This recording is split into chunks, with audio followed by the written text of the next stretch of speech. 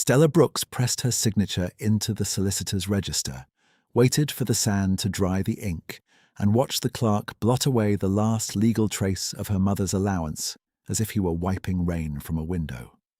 The room smelled of sealing wax, wet wool, and old paper. She could feel the shape of her one packed bag against her calf, where she had set it beside the chair, canvas worn at the corners, handle wrapped in twine to keep the leather from splitting. Behind the clerk's shoulder, the brass clock advanced with indifferent precision. When he slid the folded copy toward her and said, "You understand the consequence, Miss Brooks," she answered without lifting her eyes. "I understand the price."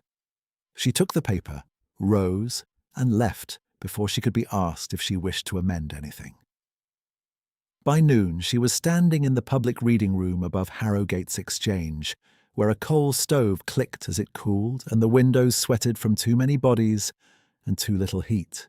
The keeper, Mr. Vance, glanced at her reference letter and then at her gloves, mended at both thumbs with thread too dark to match.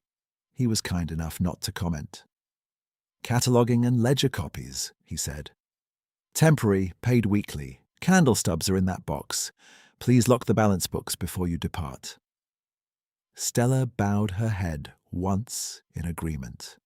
The room beneath them throbbed with commerce, men calling numbers, porters hauling crates, carriage wheels grinding over wet stone. Above it, among shelves of account books and shipping abstracts, she set down her bag and began to build a life from columns of figures. Ink settled into her fingers by the first hour. By the second, her shoulders burned from leaning over damaged ledgers whose margins had gone soft with damp. She copied names she had grown up hearing at supper tables, names that had once turned toward her with practiced smiles in drawing rooms lit by crystal. Mill owners, insurers, brokers, men who wore velvet collars and spoke of virtue while calculating freight loss by the minute. Now those names came to her in smeared entries and amended debts. She wrote each one cleanly, hand steady, back straight, as if precision itself could become shelter. What Lenora Brooks had called stubbornness was, in Stella, the older discipline of not pleading, when pleading would be used as evidence against her.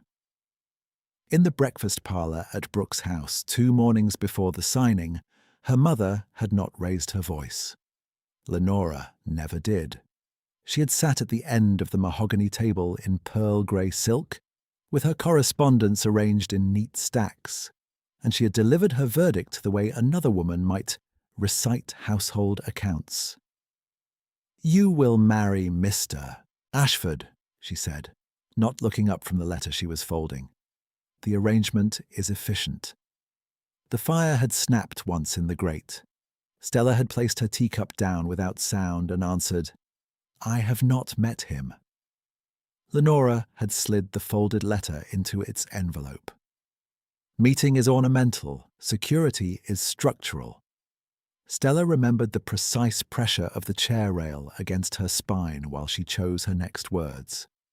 Her mother's eyes were pale, clear, and uninterested, the eyes of someone appraising a property line, not a daughter. "I will not be bartered," Stella said. Lenora had lifted her gaze then, and for an instant, Stella saw not anger but calculation. "Do not dramatize commerce," Lenora replied. "You are 26. Your prospects are finite. Mr. Ashford's solicitor has been assured of your compliance." Stella had tasted bitterness that was not the tea. "You assured him falsely." Lenora's mouth had shifted by a fraction, not quite a smile. "I assured him accurately. You will do what is prudent." When Stella rose from the table, Lenora did not ask her to sit. She simply reached for another envelope and continued in the same even cadence. "If you decline this arrangement, your allowance ceases immediately. Your clothing accounts will be closed. Household staff will not carry messages for you. Your room may remain available for 1 week, after which it will be repurposed." She sealed the envelope with wax, pressed her signet, and added, "You mistake affection for obligation. I have never made that error." Stella had stood with one hand on the back of her chair, pulse moving hard at her wrist, and said only, "As you wish." 4 words, enough to end the hearing. The punishment began before luncheon. Her maid, eyes lowered and rimmed red, informed her she had been instructed to inventory Stella's jewellery for safekeeping. At dinner, footmen passed platters around her place as if it were empty and did not pause. By evening, the butler addressed her as Miss Stella, in the careful tone reserved for distant relations, and her mother's friends, women who had kissed Stella's cheek for years, spoke in the drawing room about ingratitude in modern girls, while knowing she could hear through the half-open door. She did not enter to defend herself. She went upstairs, opened her wardrobe, and chose what would fit into one travel bag: 2 plain gowns, a wool shawl, a writing case, her father's fountain pen, and a small wrapped packet of letters tied with blue ribbon. She left the silk and the lace where they hung. At dawn she crossed the servants' court with the bag in her hand, and no carriage called. The gatekeeper hesitated, looking toward the main house for instruction that did not come. Stella did not pause long enough to spare him. By the time the city bells marked 7, she had reached Harrogate Lower Market and found a room above a baker's shop, where the wallpaper peeled and the mattress listed toward the wall. She paid 3 days in advance from the money she had hidden in a dictionary spine months earlier, an act she had once considered paranoid and now recognized as foresight. She washed her face in cold water, pinned her hair, and walked to the exchange to begin work before regret could gather shape. The first week taught her new arithmetic. Coal cost more than she expected, candles burned faster than she hoped, pride filled no plate. On Tuesday, she turned down hot broth at the reading room because Mr. Peel, the elderly porter, had coughed through the morning and pretended he was not hungry. She pushed the bowl toward him as if she had already eaten. On Wednesday, she sat by her window after dusk, mending the seam of her glove by borrowed lamplight, while laughter from the street below rose and fell with carriage traffic. On Thursday, she passed the glass frontage of Bellamy and Sons and caught her reflection between mannequins draped in imported silk. For a moment, she looked like a governess pretending to be herself. Lenora's first letter arrived on thick cream stock with the Brooks crest stamped in black. Stella opened it at her work table, eyes scanning the crisp, slanted script that had once written birthday invitations and now issued terms. "Return home by Sunday," it said. "Present yourself to Mr. Ashford's representative on Monday. Public refusal will be interpreted as instability, and instability will require intervention." The final line was unsigned because signatures were for contracts, not commands. Stella read the page twice, folded it exactly along its existing crease, and tucked it beneath the blotter. Her hand trembled once. Then it steadied. She copied another 6 pages of grain accounts before rising from her chair. That evening she walked to St. James's Church because she needed stone and silence and a place where her mother's voice could not arrange the furniture of her mind. The nave was nearly empty, lit by narrow bands of late light through high windows, clouded with soot. She sat in the back pew, gloves in her lap, and let the stillness settle around her. She was not praying for rescue. She was counting options. Petition for independent legal standing was possible, but costly. Appealing to relatives would expose her to their pity, and Lenora's narrative in the same breath. Accepting the proposed marriage would restore comfort and erase herself. When she pictured that life, her chest tightened as if she had stepped into a room with no air. On the church steps, a pair of gentlemen in polished boots descended past her, speaking in low tones about the season's most advantageous match. She caught two words, Ashford and efficient, and nearly laughed at the symmetry of it. Efficient was the city's favourite synonym for cruelty. A flower seller near the gate watched her with frank curiosity, then offered a wilted posy for half price. Stella bought it anyway and left it on the side altar before she turned back toward the market quarter, each step measured against the ache in her calves and the rising dusk. When she reached her room above the baker's ovens, the hallway was thick with yeast and smoke. She set the church flowers in a chipped cup, removed her gloves, and stared at the pale groove around her left wrist, where a bracelet had rested for years, the faint mark of a life that had expected to continue unchanged. On the narrow table lay Lenora's letter, and beside it, a blank page. Stella drew the page toward her, uncapped her father's pen, and wrote one line in deliberate script. I decline the proposal and relinquish any claim upon your household. She sanded the ink, folded the paper, and addressed it to Brooke's house without flourish. The next morning she rose before dawn, carried her reply to the post, and returned to the reading room as the exchange bell began its relentless day. She unlocked the cabinet, sorted the incoming ledgers, and sat where the window admitted the strongest light. Below, trade surged and shouted and struck bargains that would enrich some men and ruin others before supper. Above, Stella Brooks copied numbers with clean, disciplined strokes, while the life she had refused moved against her like weather. She did not bend, she did not go back.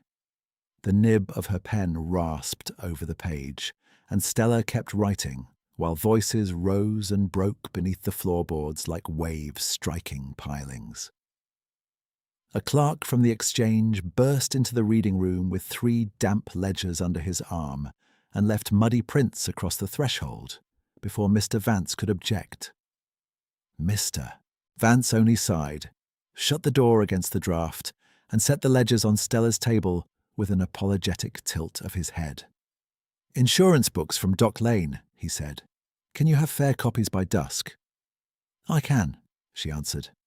He hesitated, glancing toward the thin shawl around her shoulders. There is extra coal in the bin today. Then Mr. Peel should have the first scuttle. Mr. Vance gave a quiet sound that might have been agreement, might have been resignation, and returned to his desk. Stella opened the first ledger. The pages were swollen with moisture, figures blurred into each other where rain had run through the ink. But a pattern emerged as she worked. Missing sums amended in another hand, losses reclassified as handling fees. Debt moved from men with influence to men without it. She recopied each entry without commentary. Accuracy was her only permitted authority. By noon the room had warmed with bodies, and then cooled again as clerks came and went, carrying gossip with their account books. No one addressed her unless they needed a page found, a date confirmed, or a total checked. They looked at her plain cuffs, her mended gloves, and decided what she was. Stella preferred it that way. Being overlooked was lonely. It was also useful. When Mr. Peel climbed the stairs with a crate of parliamentary abstracts and stopped halfway to steady his breath, she rose at once and took the top stack from him without asking. The books were heavier than they looked, bindings slick with dust, edges nicking her palms through the glove leather. You ought not, miss, he said, embarrassed by his own shaking hands. I ought to shelve these before Mr. Vance sees them abandoned, she replied. Mr. Peel's mouth twitched. A fair argument. She set the books in place, felt her shoulders protest, and went back to her table. Her dinner was bread gone dry at the corners and a wedge of cheese wrapped in cloth. She divided the bread in 2, wrapped half again, and slid it toward Mr. Peel when he came by with the keys to the balance cabinet. He opened his mouth to decline, then did not. She kept her eyes on the ledger as he took it, allowing him the dignity of no thanks required. The afternoon dragged in columns. Freight listed, freight delayed, freight lost. She stood only to return volumes to shelves and once to warm, stiff fingers above the stove, while Mr. Vance counted candle stubs in a chipped bowl. At the end of each copied page she blotted, sanded, stacked, and tied with twine. Order, even temporary order, felt like breathing room. When the exchange bell struck 6, she locked the balance books and carried the day's copies downstairs to the clerk who signed receipts in the vestibule. His coat smelled of tobacco and rain. "Brooks," he said, reading her name from the top sheet with a little pause before it, as if the syllable belonged elsewhere. "Any relation to Brooks' house on Havisham Square?" "I spell it the same way," she said. He studied her a moment longer than courtesy required, then pressed his stamp into the paper and slid it back. "Right then." Outside, the lower market had shifted into evening trade. Lanterns swung above stalls of onions and salted fish. A seamstress's boy shouted rates for trouser repairs. Stella walked with her bag clutched close under her arm and counted the coins in her pocket by touch, alone. Enough for lamp oil or eggs, not both. At the baker's she bought yesterday's loaf for half price, and, when the woman behind the counter looked at her frayed cuff and added an extra heel without comment, Stella inclined her head as if receiving a formal gift. Her room waited at the top of 2 narrow flights, warmer tonight from the ovens below. She lit the lamp with care, trimmed the wick to spare the oil, and set her shoes beside the bed so the damp could dry by morning. The walls were papered in faded roses browned at the seams, and the washstand listed to one side where the floor had settled, but the key turned in her own lock. No one entered without her leave. No one inventoried her drawers. The quiet had rough edges, yet it was hers. She spread her accounts on the table after supper and recalculated the week. Lodging due in 2 days, laundress overdue by 1, thread needed, ink nearly gone. Her father's pen lay across the page, brass nib catching the lamplight. She paused with it in hand, not from sentiment, but from fatigue, so deep it blurred the sums. Present tense thought came hard and clear all at once. This is what freedom costs. This is still cheaper than obedience. A knock came, 2 quick taps. The landlady's daughter pushed in a folded note before Stella could rise, then hurried away down the passage. The paper was cheap, the address in a hand she did not know. She unfolded it beside the lamp. "Miss Brooks, your household account at Bellamy & Sons stands closed by instruction of Mrs. Lenora Brooks. Kindly settle any remaining balances personally. No signature, no greeting beyond her name." Stella read it once, then set it beneath the slate she used to press curling pages flat. Bellamy had been expected. Others would follow. She unpinned her hair, washed ink from her fingers in cold water that smelled faintly of iron, and sat on the bed long enough for the boards beneath her feet to stop swaying. She did not permit herself the indulgence of imagining Lenora's expression while issuing each instruction. She had already seen it. Pale eyes. Perfect boredom. Before sleeping, Stella threaded a needle and reinforced the handle of her travel bag, where the twine had begun to fray. The motion was practical, almost soothing. In through canvas, out through leather, pull tight, knot, trim. She set the bag back by the door, where it could be reached in one movement. Habit had become strategy. By the time the church bell marked 10, she had banked the lamp and lay awake in darkness listening to carts rattle over cobbles below, counting each passing wheel until her thoughts loosened their grip. At dawn she returned to the exchange with bread in her pocket and yesterday's note still folded in her glove. A thin mist clung to the square, softening the outlines of buildings, but inside the reading room, the day had already begun. Mr. Vance stood at the central table with a sheaf of incoming manifests and an expression of constrained alarm. "Books from North Key have arrived unsorted," he said when he saw her. "Too many for Peel to manage alone. We must clear the floor before the legal committee comes at 11. Stella set down her bag. "Where shall I begin?" "With the shipping indexes first, then tenancy records. If any are marked private, lock them at once." The crate in question sat near the far shelves, lid half pried open, straw packing spilling onto the boards. Someone had overfilled it and underfastened the side slats. One hinge had already split. Stella knelt, braced her knee against the corner, and began lifting volumes out in stacks by district.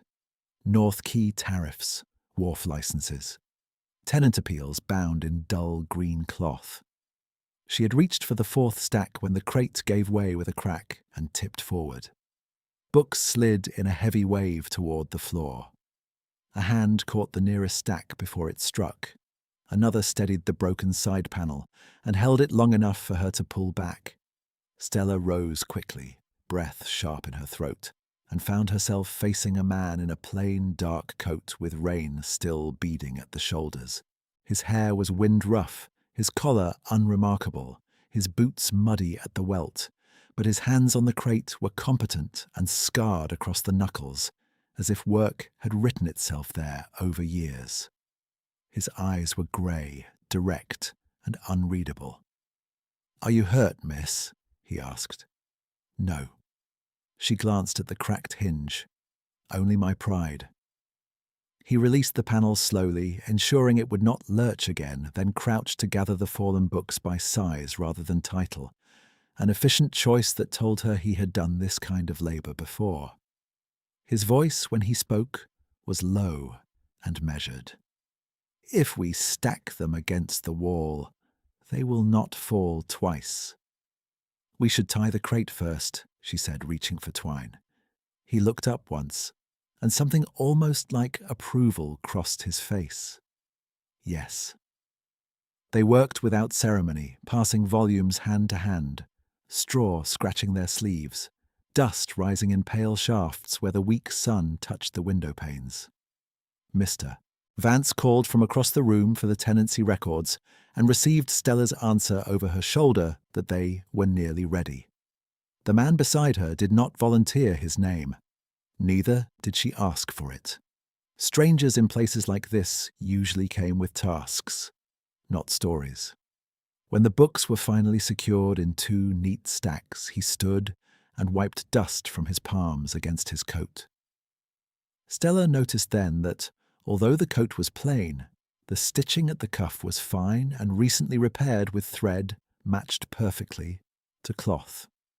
Not a labourer's mending, not quite a gentleman's neglect. Mr. Vance approached, relief evident in the drop of his shoulders. "Mr. Reed, I am in your debt." "So, Thomas Reed." Thomas inclined his head. "No debt, sir. The crate was unsound." Mr. Vance turned to Stella. "Miss Brooks, this is Mr. Reed, who has agreed to assist with archives while we are short-staffed." "Miss Brooks," Thomas said, formal as a bow. "Mr. Reed." "Mr." Vance hurried away with an armful of tariff books before more disasters could declare themselves. Silence settled between Stella and Thomas. Not awkward, merely unfilled. He bent to lift the tenancy ledgers and she reached for the same stack. Their hands collided lightly against cloth and cardboard. She withdrew first. "I can take those," he said. "I can carry my own work." A flicker at the corner of his mouth, gone almost immediately. "I did not suggest otherwise." She took half the stack anyway. As they crossed toward the locked cabinets, voices drifted up from the exchange below. 2 men arguing over freight rates, one of them laughing that Ashford could buy the whole dock and still complain about the tide. The name struck Stella like a pin against skin. She did not break stride. At the cabinet, Thomas waited while she turned the key. His posture was still, patient, as if waiting were not an inconvenience, but a chosen discipline. She shelved the ledgers by date, closed the door, and heard herself speak before she had weighed whether the thought should remain private. Men are very fond of purchasing what they have not bothered to know. Thomas looked at her, expression unchanged. In trade, yes. In marriage as well. She set the keyring back on its hook with a little more force than necessary. If Mr. Ashford himself appeared with title deeds and trumpets, I would sooner scrub station floors than become the richest man's purchase. The room held quiet for a beat too long. Thomas's hands, still dusty from the crate, stilled at his sides. When he answered, his tone was level, almost neutral. That is a firm position, Miss Brooks. It is the only one I have. His gaze dropped briefly to the frayed seam at her glove thumb where fresh thread crossed old repairs. Then he picked up the remaining books. Then no one should mistake it.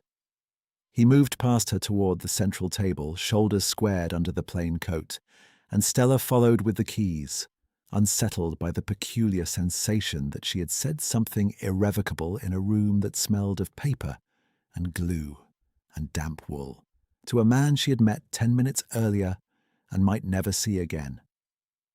Yet by the time the legal committee arrived, Thomas Reed was still there, sorting ledgers with quiet precision, and every time someone called for a record, he seemed to know, before anyone spoke, exactly where it ought to be. By the time the legal committee entered the reading room in a gust of damp air and impatience, Stella had aligned 3 stacks of tenancy records on the central table and sanded the final page of an index Thomas had corrected in a hand more disciplined than any assistant clerk she had known. The men arrived speaking over one another, coats unbuttoned, gloves dripping onto the boards, each already convinced the missing figures were someone else's fault. Mr. Vance stepped forward with the strained civility of a man who had survived too many mornings like this. Thomas did not step forward. He remained at Stella's shoulder, quiet, passing her the exact volume requested before a name was fully spoken, as if he could read not only titles, but intentions. Twice, a committee man began to snap at Mr. Peel for delay, and twice Thomas placed the book in front of him with a small, unarguable, "You required this one, sir," that ended the complaint without raising his tone. Stella kept her eyes on her own work, but she noticed what did not fit. One of the committee barristers, a narrow-faced man with a gold watch chain, addressed Mr. Vance as if addressing furniture, then turned to Thomas and said, "Mr. Reed," with involuntary respect. Another asked for shipping precedent and received, not the requested digest, but a slimmer volume of Roman law commentary. Thomas said only, "Page 214. And the barrister, after a suspicious pause, found the clause and stopped speaking for a long while. He reads shipping law in Latin, she thought, then immediately corrected herself. He reads men. At the committee's departure, the room emptied as quickly as it had filled. Mr. Vance exhaled against his ledger. Mr. Peel carried cups toward the wash basin, and Thomas lifted the broken crate at last and set it in the passage for repair. Stella gathered scattered slips, tied a finished bundle, and reached for her bag. "Miss Brooks," Thomas said. She looked up. "There is rain on the west street. The churchway is drier." It was a practical sentence, nothing more. Yet he had watched where she went yesterday. She adjusted the strap of her bag and gave him the only answer that felt safe. "Thank you, Mr. Reed." He inclined his head once. "Good evening." She left by the side stair into a narrow lane smelling of iron, bread crust and horse sweat, and she took the churchway. St. James's stood in the same grey dignity as always, soot-darkened stone holding the last of the light. Stella paused at the base of the steps to retie her glove where the seam had pulled again. A street boy hovered near the railings, jacket too thin for the wind, trying to look invisible. She saw Thomas before she saw his face, the plain dark coat, shoulders broader than the cut suggested, one hand already unwrapping his scarf. He draped the wool around the boy's neck without speech. The child stared at him, startled into stillness, then fled toward the market with the scarf dragging almost to his knees. Thomas watched until he disappeared into the crowd. When he turned back, the wind cut across the square and Stella saw him suppress a shiver. Her tea flask was warm through the cloth of her bag. She drew it out and held it toward him. No explanation, no ceremony. Thomas looked from the flask to her face. "Miss Brooks, that is your supper." "It is tea," she said. "You may return the cup tomorrow." His hand closed around the metal. His fingers were rough and cold. "Then I will return it tomorrow." He drank once slowly, as if measuring propriety against need. The sternness in his expression softened by a fraction. "You carry cardamom." "My father did. A sensible man." She did not answer at once. Her father had been many things. Sensible was not the word usually offered by those who profited from his generosity and mocked his softness after his death. Yet from Thomas the word sounded precise, even respectful. She took the flask when he offered it back, and they began walking down the church steps together without deciding to. At the third step her boot slid on damp stone. It was no dramatic fall, only a sharp tilt, but his hand was at her elbow before she fully recovered. "Careful, Stella." The name landed between them, unplanned and unadorned. Stella steadied, felt the heat rise in her face despite the cold, and withdrew her arm with deliberate calm. He released her at once. "Thank you, Mr. Reed," she said, and this time the title was an anchor. His eyes held hers a moment, grey, steady, unreadable as ever, and not unreadable at all. "Thomas," he said quietly, "when we are not in the archive." She fitted the flask back into her bag. "Then do not call me Miss Brooks on church steps." A corner of his mouth moved, almost a smile. "As you wish." At the corner where their roads divided, he paused. "The cup tomorrow, Stella." She gave a small nod and walked on before the warmth at her throat could become visible. She did not look back. She knew he stood there until she turned into Market Row, and knowing was enough. By the second week of October, Thomas Reed had become part of the reading room's rhythm in the way a clock becomes part of a wall. Unnoticed until absent, exact without announcement.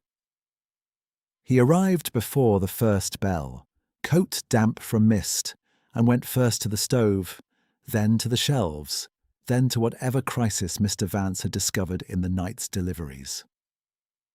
Stella told herself she noticed only because his efficiency made her own work possible. It was true. It was also incomplete. They spoke little during the busiest hours. When they did, the exchanges were brief and formal in public, less formal when no one listened. District 12 licenses are misfiled. I have them. This ledger is missing a folio. It is in repair. You did not eat. Neither did you. The tea flask cup appeared on her table each morning, cleaned and dry.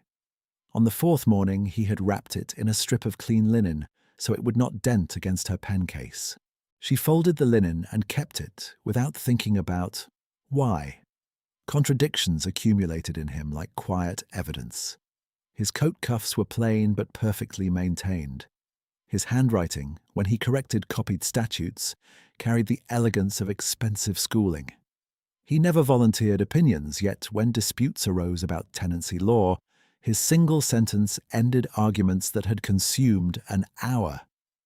Men who barked at clerks lowered their voices when addressing him, then seemed annoyed with themselves for doing it. One afternoon, Stella found him reshelving a damaged volume of maritime arbitration. The text was in Latin on one page, English gloss on the facing page. He touched the spine with unusual care, almost reverence. "You read that without the gloss," she said. He set the book in place. "Yes." "Where were you educated, Mr. Reed?" His glance slid toward her, guarded and faintly amused. "Enough places to dislike all of them." That is not an answer. It is the one I can offer. She should have left it there, she did. Curiosity remained, folded and set aside like a letter she would not open yet. 3 days later, Mr. Vance sent her to a tenancy hearing in the exchange annex with 2 indexed bundles and strict instructions not to surrender originals. Hearings were usually procedural theatre, stewards reciting arrears, tenants pleading for days they would not receive, signatures collected by men who called dispossession efficiency. Stella sat at the back table, ink stand at her elbow, and copied outcomes in a narrow hand while rain tapped the high windows. Thomas entered without fanfare and took a place against the wall, hat in hand like any assistant. Yet when the Ashford estate steward began reading notices, his eyes flicked once toward Thomas before each name awaiting some invisible permission. Stella saw it and lowered her gaze before anyone could catch her watching. Midway through the docket, a widow named Mrs. Grant stood before the table, spine rigid in a coat too thin at the seams. The steward read, "Room forfeiture for non-payment, 32 days. No medical exemption applicable." Mrs. Grant did not beg. She stated that her husband had died in the spring, and medicine debts had absorbed 2 quarters' wages. The steward repeated, "Forfeiture," as if repetition were mercy. Thomas spoke from the wall. Clause 17, tenancy amendments, winter term.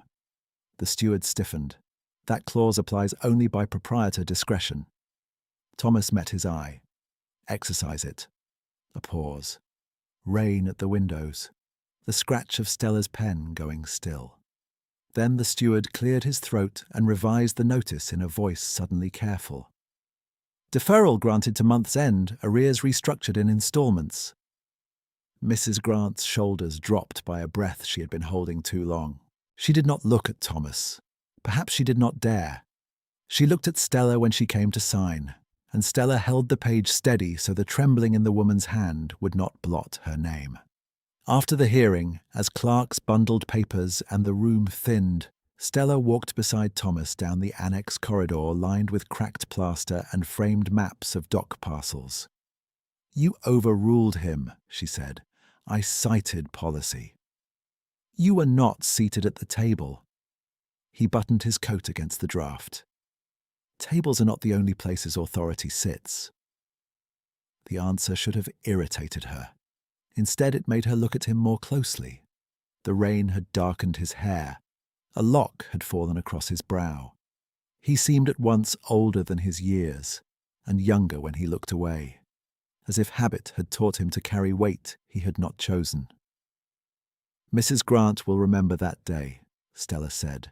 He glanced back toward the hearing room door. "I did not do it to be remembered." "No," she said, "you did not."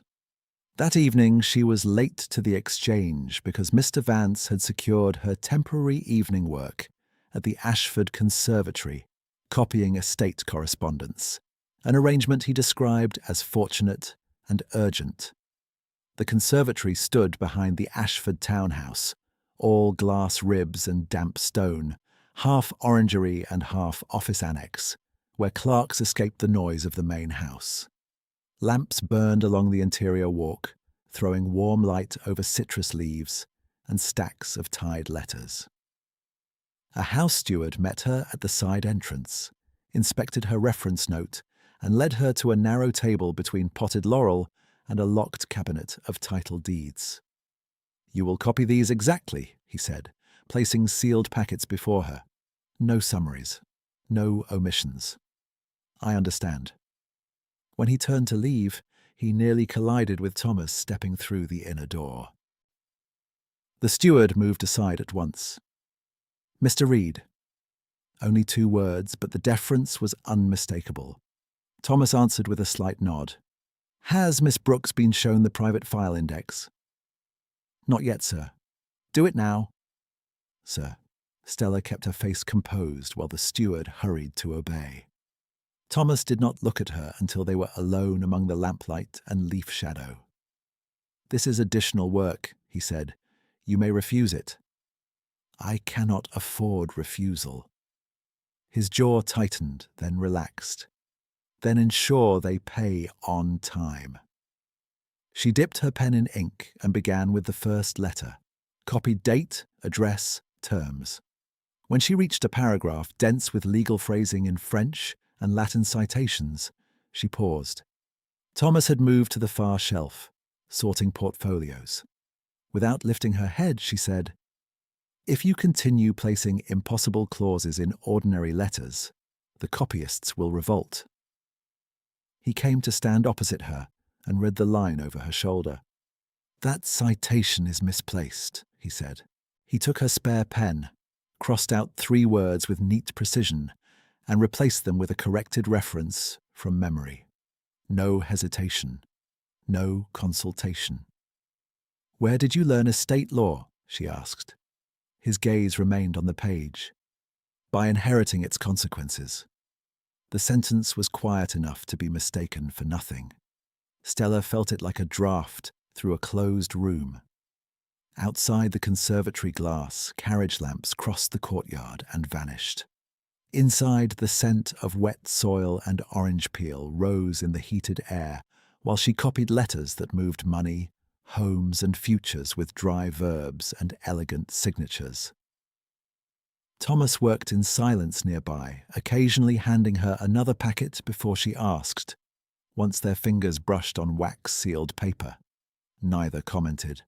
When at last the steward returned to dismiss her, the clock in the corridor had struck 10. Stella gathered her pages, capped her ink, and stood. Thomas opened the side door before she reached it. "Market Row is poorly lit at this hour," he said. "I will walk as far as St. James's." She met his eyes. "You are not my guard." "No." A beat. "I am walking to St. James's."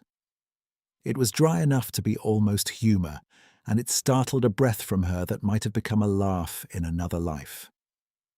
She drew on her gloves, nodded once, and stepped into the cold with him beside her, the distance between their shoulders proper and exact, the silence between them no longer empty.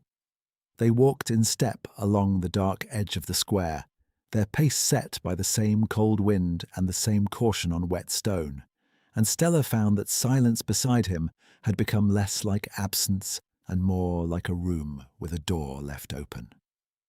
Lamps burned behind curtained windows.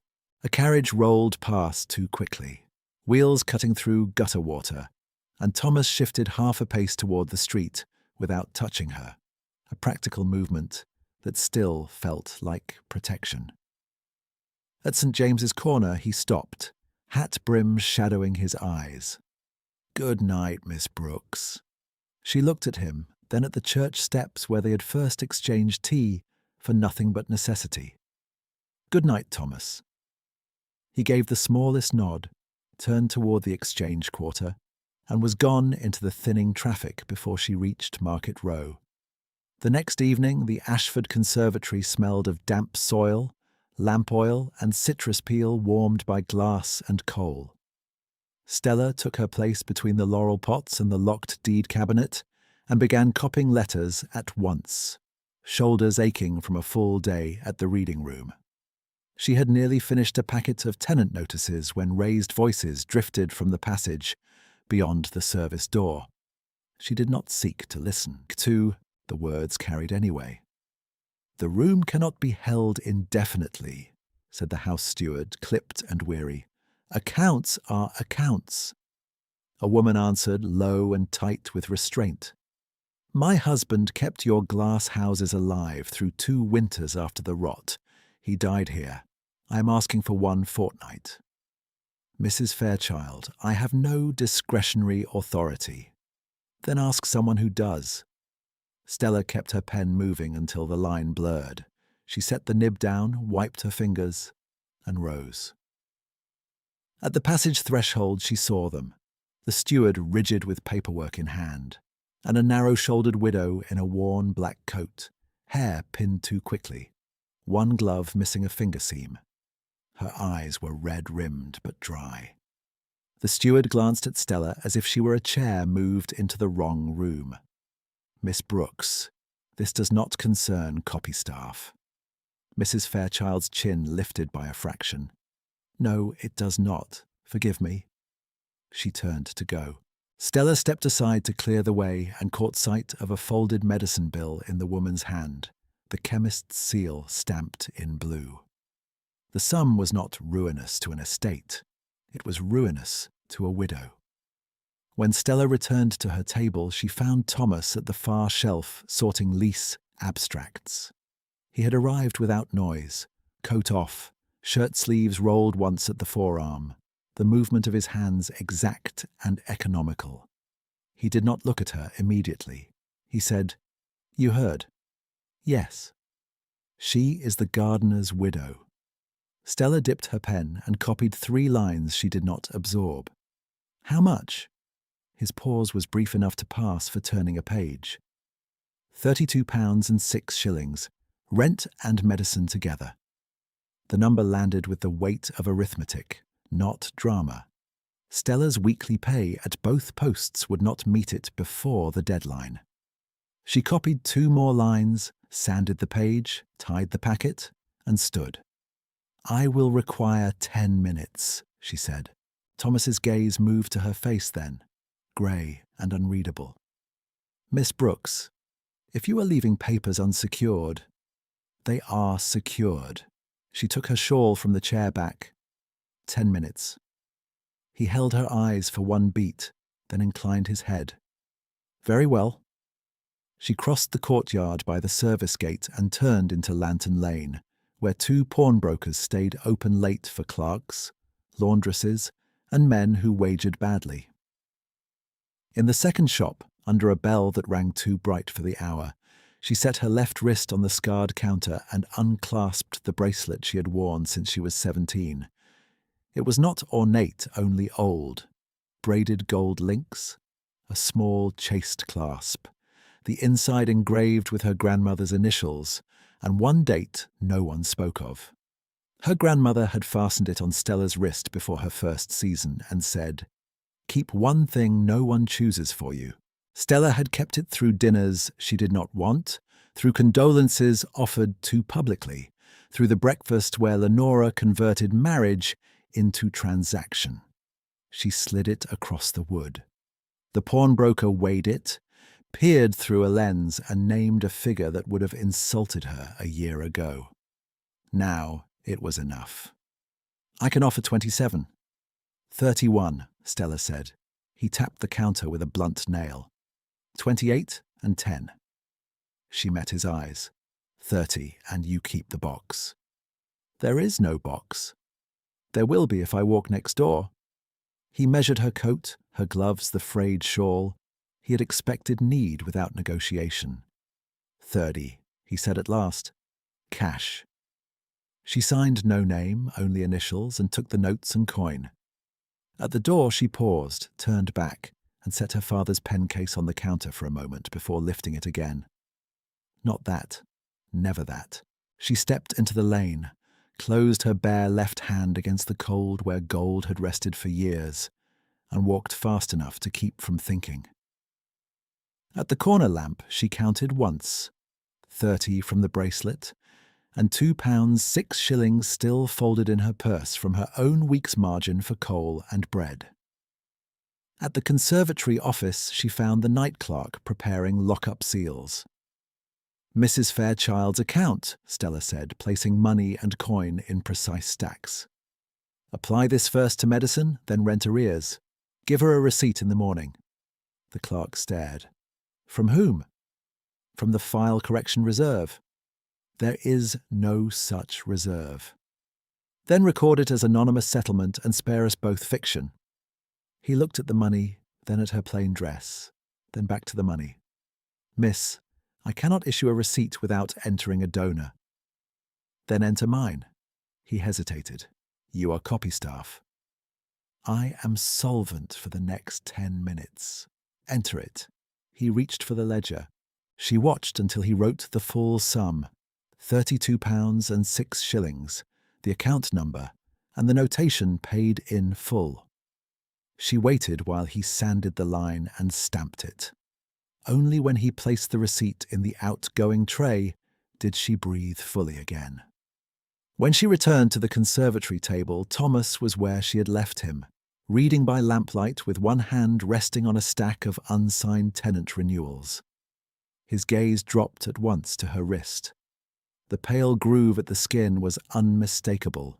The bracelet's weight had been there too long to vanish quietly. He did not ask at once. He handed her a fresh packet. "These are from the West tenant files." She sat, unfolded the first letter, and set the date in clean script. Her hand shook once, then steadied.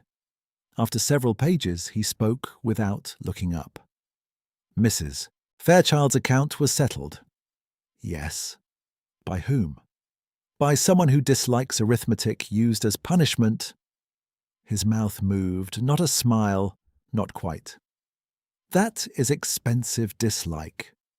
Stella kept writing. "Then I will dislike less next month."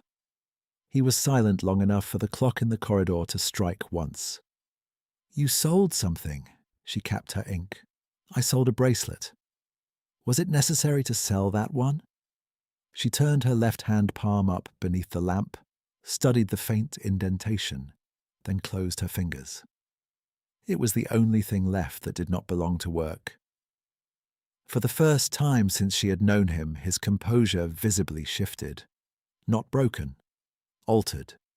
His jaw tightened, his eyes went very still. He said quietly, "You should not have had to do that." "No," she answered, but she should not lose her room. He looked at her then as if re-evaluating a contract he had drafted in ignorance. When he spoke again, his voice had gone formal, almost careful. "The receipt will stand. I will see that no one reverses it." "I did not ask you to." "I know." They worked until nearly 11.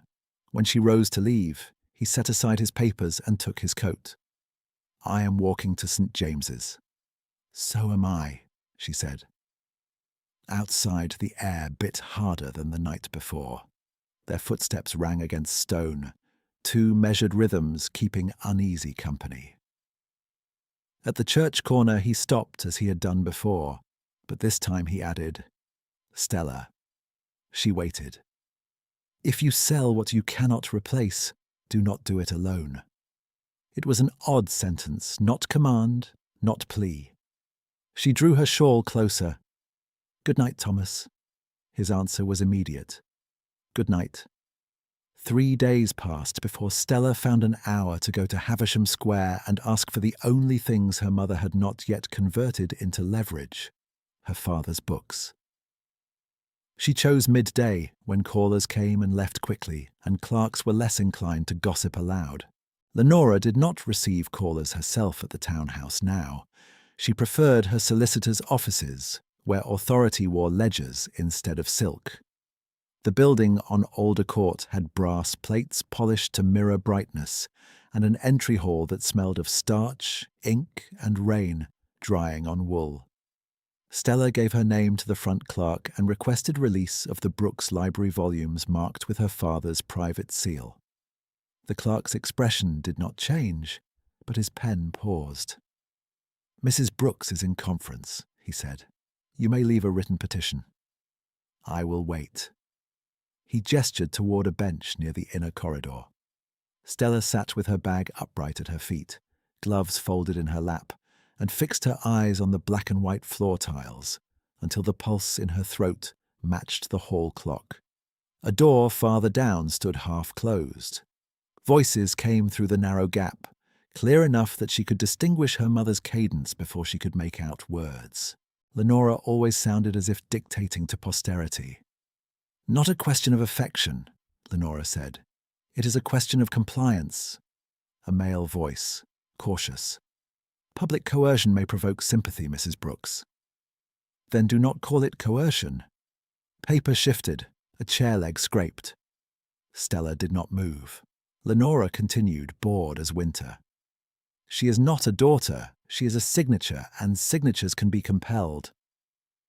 The corridor seemed to narrow around Stella. Her fingers, resting against the bench edge, went cold first, then numb. She pressed thumb to forefinger and felt almost nothing. The solicitor spoke again, lower. Compelled by what mechanism? Instability, Lenora said. If she is represented as erratic, unwell, unfit to manage accounts, she will accept any arrangement that restores standing. A marriage offer can be revised at once. The taste of metal rose sharp at the back of Stella's throat. She gripped the iron railing beside the bench until the chill burned her palm through the glove. She stared at the far wall where framed certificates blurred at the edges, letters swimming, black ink becoming water. The door latch clicked. She stood before it opened, lifted her bag, and walked toward the front desk with a steadiness she did not feel in her legs. The clerk looked up. "Miss Brooks?" She set one folded sheet on the counter, already written while waiting. Formal request for release of 6 volumes, dates listed, ownership marks cited. Her handwriting was immaculate. "Please enter this," she said. He read the first line, swallowed.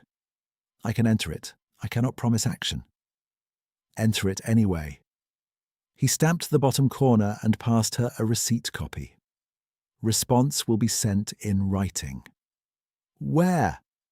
She gave him the Market Row address. He wrote it with visible surprise, as though poverty were an eccentric affectation rather than a condition imposed.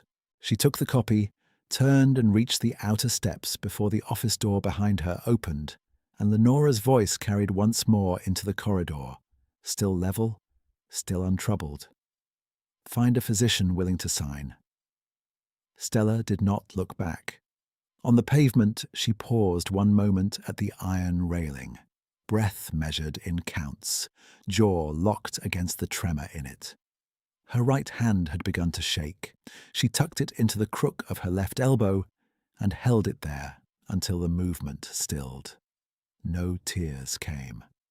Her body had chosen other language, numb fingers, a dry mouth, pulse hammering high behind her eyes. By the time she reached the exchange quarter, dusk had dropped between buildings and the gas lamps were being lit one by one. She climbed the reading room stairs, set down her bag, and unlocked the balance cabinet with fingers that missed the keyhole once before finding it. Mr. Vance looked up from his desk. "Miss Brooks, you are pale." "I am on time," she said. He studied her a moment, then nodded toward her table. "Mr. Reed left West tenant copies for your review." She crossed to her chair. On top of the packet lay a clean linen strip wrapped around her teacup, exactly folded, as if order could hold against what men in offices called strategy.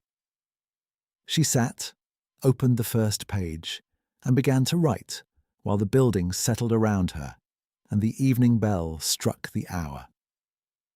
Stella wrote through the first page of West tenant copies without seeing a single word, then forced herself to begin again at the top, each letter deliberate, each figure checked against the source until the pulse in her throat slowed to something she could govern.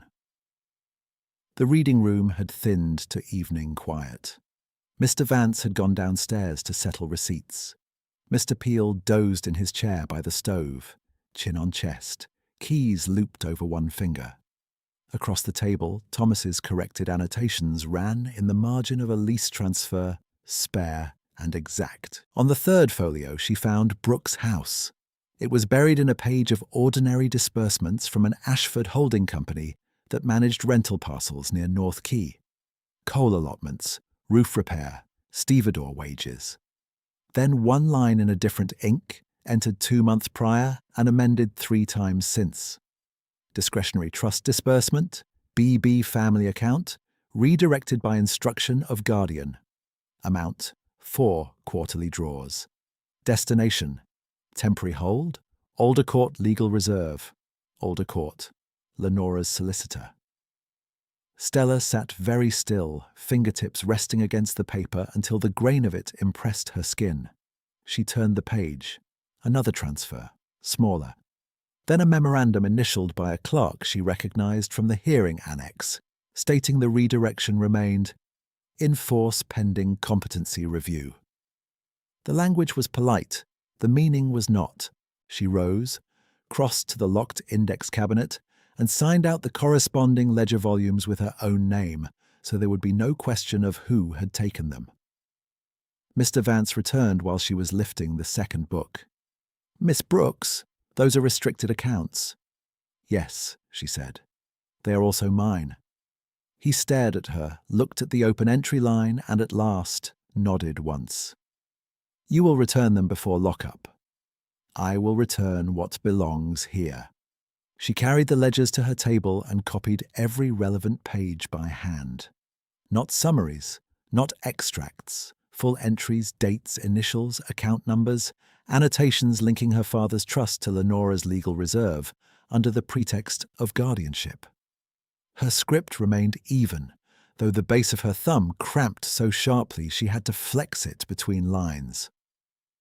When she finished, she sanded each sheet, stacked them by sequence, and tied them in twine. A runner arrived just before the 9 bell with a sealed note from Aldercourt, the front clerk's hand, precise and impersonal. Petition received. Release of volumes denied pending authorization by acting guardian. No signature beyond initials, no apology. She folded the note and placed it atop the copied entries. Then she opened her bag and added, one by one, Lenora's command letter, the stamped receipt from her petition, the pawnbroker's ticket, and the conservatory settlement notation for Mrs. Fairchild's debt. Paper had always been used against her. Tonight it would be used forward. Thomas came to her table as she knotted the bundle. "You are leaving before close," he said. "I am going to Ashford House." "At this hour?" "At this hour." She slid the tied papers into her bag. "If I wait until morning, there will be 3 more signatures and 2 more denials." His gaze dropped to the bag, then back to her face. "Are you asking me to stop you?" "No." "Good." He stepped aside. "Take the back lane. The front square is crowded after Market Close." She held his eyes for a beat that felt too long for propriety and too short for what she needed to say. "Mr. Reed, if this goes poorly—" "It will not go quietly," he said. "That is different." She almost smiled, did not, and left. By the time the 10 bell began to ring, Stella had climbed the stairs to her room, lit her lamp, and packed for departure with the calm of someone who had done it once and learned where hesitation hid. 2 plain gowns, shawl, writing case, father's pen. The tied packet of letters with blue ribbon. The account bundle went on top where her hand could find it quickly. She left the chipped cup with church flowers gone brown at the edges. She left a week's rent on the table beneath a plate so the landlady would not have to knock in the morning. On her way out, she paused long enough to press a folded note under the door of Mrs. Fairchild's temporary room near the conservatory service court. Receipt stands. No repayment expected. Keep warm. It was unsigned. Ashford House rose above the square in pale stone and shadow. Upper windows lit, lower facades stern as a bank. She did not approach the main doors where callers waited to be judged. She crossed to the service entrance and gave her name to the night porter, who frowned at her bag and then at her face, reading resolve where he had expected embarrassment. "Miss Brooks, the boardroom is in session." Then open the door. "I cannot admit staff to contract table." "I am not staff tonight." His mouth tightened. "By what authority?" She set her hand flat on the ledger bundle inside her bag. "By the authority of the account being discussed." The porter hesitated just long enough for a steward to appear in the corridor beyond. Silver hair, immaculate cuffs, impatience worn like scent. "What is this?" Stella met his stare. "Inform Mr. Reed that Stella Brooks requests immediate entry, regarding trust misappropriation tied to tenant contracts. The steward's expression changed at the name, then changed again at Thomas's. He weighed his options, disliked all of them, and inclined his head by a fraction. "Wait here." She did not sit. Through the closed double doors at the corridor end, she heard muffled voices, chair legs, the soft thud of ledgers set down and opened. After a minute, the steward returned. "You may enter for 5 minutes. That will suffice." The boardroom was long, panelled in dark wood, lit by wall sconces that threw every face into sharp relief. 3 estate witnesses sat along one side with contract books open. 2 clerks stood near the hearth. At the head of the table, coat still on, gloves on his hands, was Thomas. He did not look surprised to see her. He looked prepared. "Miss Brooks," he said, formal enough for everyone present. "State your business." Stella crossed to the table, set down her bag, untied the packet, and laid out the copied pages in sequence. She placed Lenora's letter beside the transfer entries, then the Aldercourt refusal note, then the stamped petition receipt. "Brooks' trust income was redirected from my late father's account to Aldercourt Legal Reserve under false guardianship pretenses," she said. Her voice did not waver. "These transfers are attached to Ashford holding actions that are being executed through tonight's contract updates. I request immediate notation in your minutes that the beneficiary disputes competency designation and rejects all instructions issued by Lenora Brooks on her behalf." One of the witnesses leaned forward. "On what basis do you allege false designation?" Stella turned one page, tapped the memorandum line. "On this basis. Pending competency review entered without examination by physician or magistrate order. I was never examined, I was never notified. Funds were withheld to compel compliance with marriage arrangement." The second witness, older, spectacles low on his nose, read 2 lines and swore softly under his breath before catching himself. "These initials are Aldercourt clerk marks." "They are," Stella said. "The same office denied release of my father's books this evening pending guardian approval." Silence settled across the table. Not shocked, calculating. The older witness looked to Thomas. "Mr. Reed, this requires suspension of execution." Thomas did not answer immediately. He held Stella's gaze, then looked at the documents again as though granting them the courtesy of complete attention before anything else. "At minimum," he said at last, "it requires that no contract referencing Brooks' trust collateral proceeds tonight." The steward shifted. "Sir, several parties are waiting." "Then they will continue waiting." The room obeyed before anyone acknowledged the order. Stella drew one breath, then another. She had expected resistance, argument, a lecture on procedure. Instead, she found herself standing in the center of a room that had stopped moving because a man in a plain coat had spoken one sentence. She took the final paper from her bag, a petition draft for release from maternal financial control, written in her own hand and left unsigned until this hour. She placed it before him. "I am not here for rescue," she said.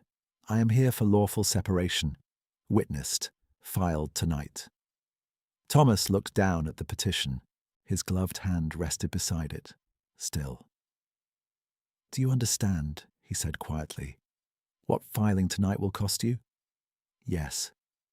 "Socially, yes. Materially." She thought of the bracelet groove at her wrist, of cold broth declined, of the room above the ovens and the key that turned only for her. "I have already paid." He inclined his head once, then looked to the witnesses. "Gentlemen, leave us."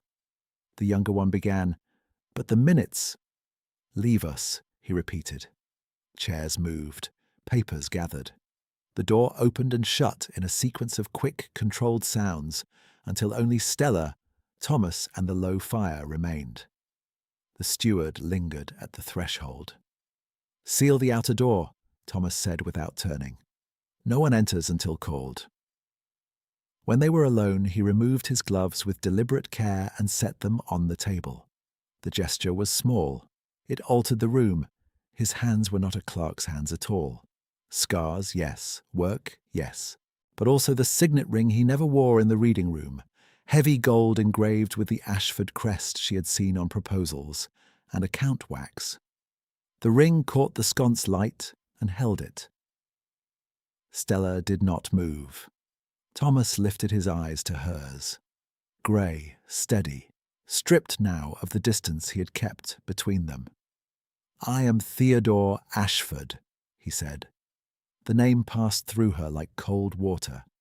Every contradiction assembled itself at once. Deference in corridors, clauses recalled from memory, authority issued from walls, doors opening where they should have closed. She saw the breakfast table at Brooks' house, Lenora's flat certainty, the phrase efficient as if spoken by law itself. She heard her own voice in the cabinet room. "I would sooner scrub station floors than become the richest man's purchase." He watched recognition arrive and did not look away. "The proposal you rejected was mine," he continued, each word plain. "I sent it through intermediaries and accepted your mother's assurances without demanding your consent. I wanted a compliant arrangement. I was wrong." Stella placed her fingertips on the petition to keep them from shaking. "You let me speak against you." "Yes." "You listened while I called the offer a purchase." "Yes." A shadow of rue crossed his mouth. Accurately.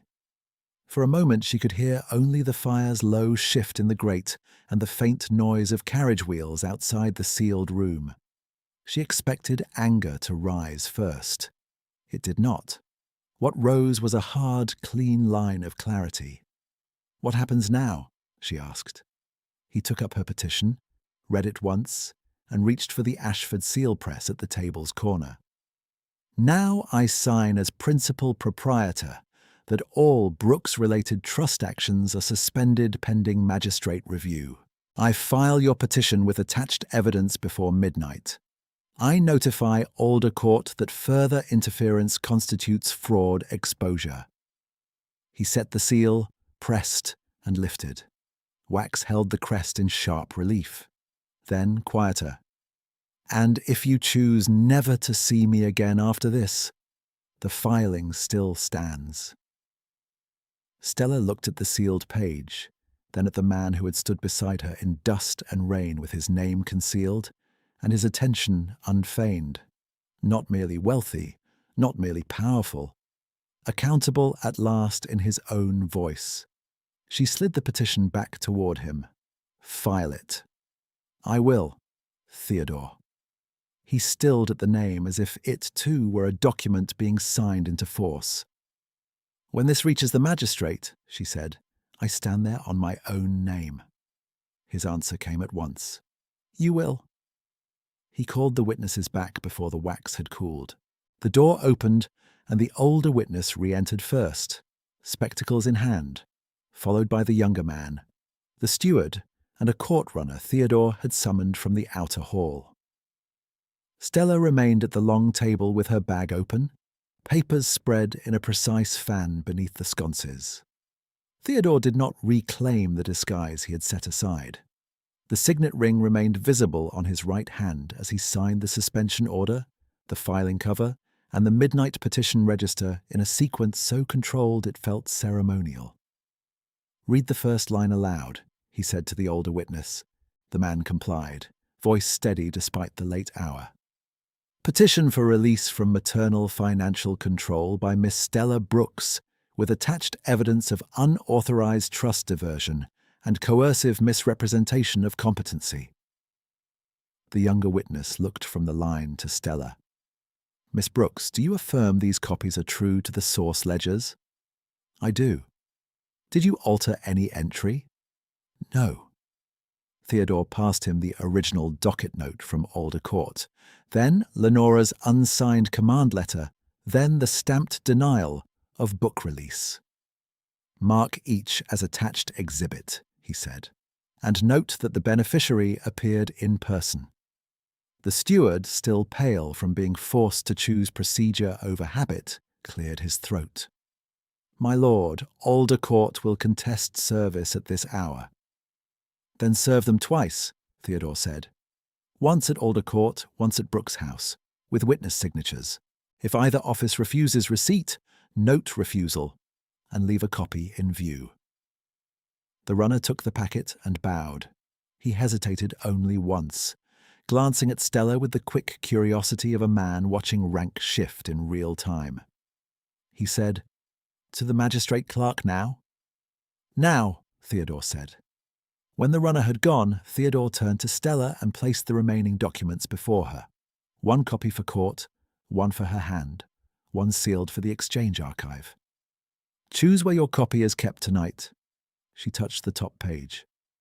"With me." He slid it across. "Then with you." The older witness tapped the pawnbroker ticket she had included, eyes narrowing. "Why is this attached?" Stella answered before Theodore could.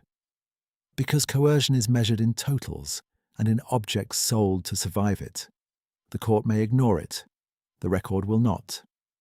The man gave a short, approving nod and wrote it down. By the time the corridor clock struck midnight, every page in her bag had an outcome: filed, copied, sealed, or marked for return.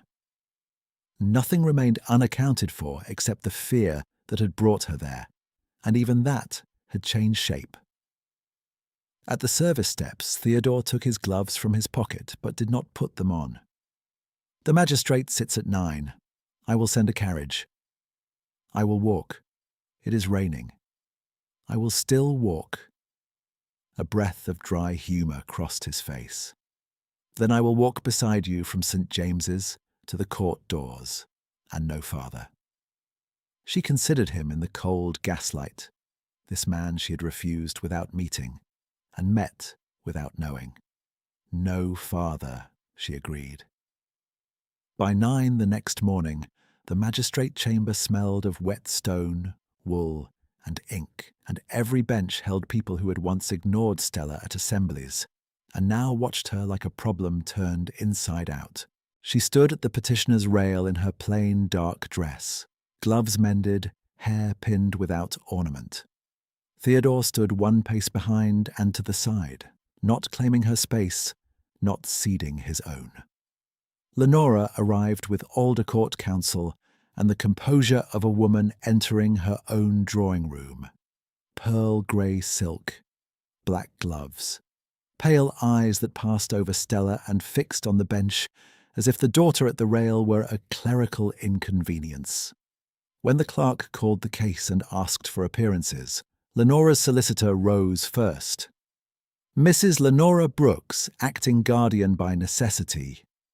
Stella's counsel, secured overnight by Theodore but chosen from a list she had approved herself, rose next. "Miss Stella Brooks, petitioner, appearing in person with documentary exhibits."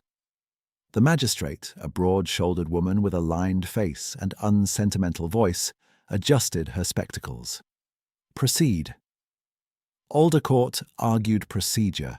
They argued maternal duty, reputational risk, the volatility of unmarried women managing significant assets without guidance.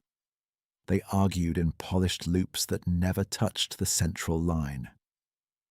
Stella listened with both hands on the rail until her knuckles went pale beneath the gloves.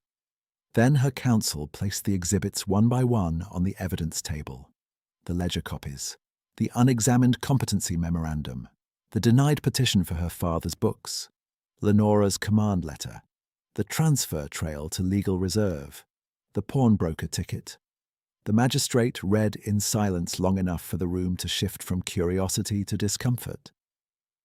When Lenora was called, she spoke in the same flat cadence Stella had heard all her life. "My daughter is impulsive. I acted to preserve her future." The magistrate asked, "By withholding trust income without notice and preparing competency declarations without examination?" "By maintaining structure." A small sound moved through the benches and died at once. When Stella was called, she did not look at her mother. She looked at the magistrate and answered each question as if reciting inventory. Did you consent to the transfer? No. Were you examined for incapacity? No. Were you informed before funds were redirected? No. Why did you not return to your mother's household when ordered? Because compliance was being traded for access to my own name. The magistrate's pen paused. Your own name? Stella held the rail and kept her voice level. I was told I was a signature. I am a person. The words settled over the chamber without drama and without escape. Theodore was called only once, and he spoke briefly. He confirmed that his initial proposal had been delivered through intermediaries, that he had accepted maternal assurances he should have verified, that he had suspended all affected contracts upon receiving Stella's evidence, and that he had no claim over Brooks' trust actions. He did not ask for pardon. He offered facts. 3 hours after the first call, the magistrate delivered ruling from the bench. Acting guardianship powers claimed by Mrs. Lenora Brooks are revoked effective immediately. Brooks' trust income is restored under sole authority of Miss Stella Brooks. Alder Court is directed to release all withheld records and private library volumes identified in petitioner's filing within 24 hours. Any further representation of Miss Brooks as incompetent absent medical and court findings will be treated as fraud and contempt. She looked directly at Lenora then. This court does not compel daughters to become signatures. Lenora's face did not crack. Her mouth tightened by a fraction, nothing more. She rose when dismissed, gathered her gloves and left by the side aisle without looking back. Her solicitor followed with a stack of useless papers. Neither spoke to Stella again. Outside the court, rain had thinned to mist. Mr. Vance waited by the steps, hat in both hands, mister. Peel beside him in a coat too large at the shoulders. Mrs. Fairchild stood slightly behind them, clutching a receipt, folded soft, from rereading. When Stella emerged, Mr. Vance bowed awkwardly, almost losing his hat. Miss Brooks, he said, voice rough. Your position at the reading room remains yours if you want it. Not as favour, as fact. Mr. Peel lifted his chin. And if anyone says otherwise, they can climb the stairs without my keys. Mrs. Fairchild stepped forward and offered the receipt with both hands. I cannot repay this yet. Stella closed the widow's fingers gently over the paper. Keep your coal first. Theodore stopped at the bottom step, honouring the boundary he had named. From here you decide the route. She looked from him to the square, to the exchange roofline beyond, to the people who had seen her diminished and were seeing her now, without the old script. Then walk with us, she said. 3 evenings later, the Civic Assembly Hall above the exchange was brighter than she had ever seen it. Chandeliers lit, gallery full, the same polished floor where matrons had once discussed her prospects, as if pricing ribbon. Tonight, a new charter lay on the central table.